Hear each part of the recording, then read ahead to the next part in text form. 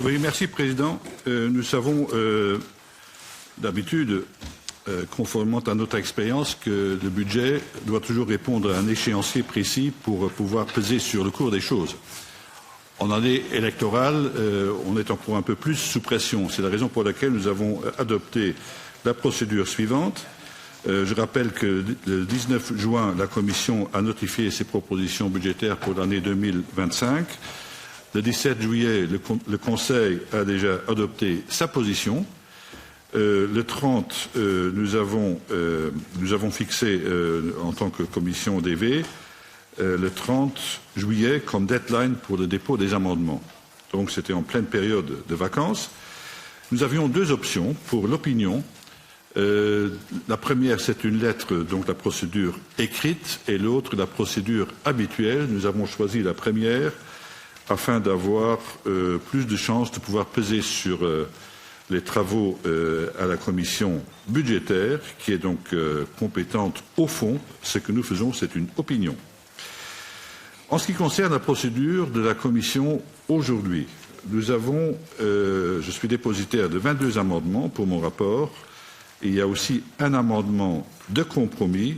Le vote aura lieu après cet échange et l'opinion, donc le commentaire, sera finalisé au cours des prochains jours. Notre travail budgétaire en tant que rapporteur consiste à me baser sur le projet de budget de la Commission pour l'exercice 2025, d'une part, et d'autre part, de prendre en considération la position du Conseil telle qu'arrêtée le 17 juillet de cette année. Le Conseil a proposé d'accorder 30 millions d'euros supplémentaires à l'aide humanitaire. Quand le Conseil fait déjà une proposition frappée au coin du bon sens, nous n'avons qu'à la soutenir. C'est ce que j'ai essayé de faire en votre nom, d'où cet amendement. Là où nous sommes moins d'accord avec, là où nous sommes aussi d'accord avec le Conseil, c'est que les montants planchers insérés dans le NDICI, notamment dans son article 6, doivent obligatoirement être respectés. Nous courons en effet le risque, si des fonds ne sont pas utilisés, donc s'ils sont decommitted, comme on dit en anglais, et s'ils sont inférieurs à un montant de 2,5 milliards, nous risquons de perdre cet argent. Ce qui dépasse ce montant s'est reconduit dans l'esprit qui prévalait aux procédures du Fonds européen de développement que nous avons budgétisé depuis. Le Conseil propose de réduire de 8,2 millions le support expenditure. Nous proposons de le restaurer.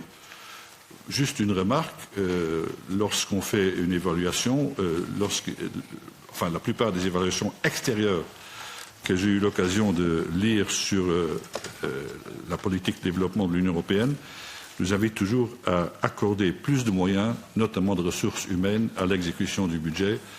Donc je me base sur cet argumentaire, qui est notamment partagé aussi par l'OCDE, pour établir les 8,2 millions pour le support expenditure.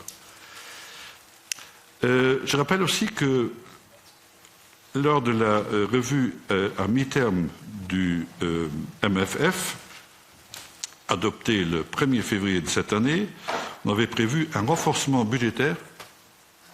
Je suis trop long? Ah, ok, là je m'excuse. Alors écoutez, pour faire court, vous avez ma liste d'amendements, les propositions. J'ai essayé de tenir compte des travaux qui font partie en fait de la mémoire institutionnelle de notre commission, et j'essaie de m'inscrire dans le droit fil de ce que nous avons fait pour rester conforme et cohérent avec les attitudes adoptées majoritairement tant par la Commission que par le Parlement européen.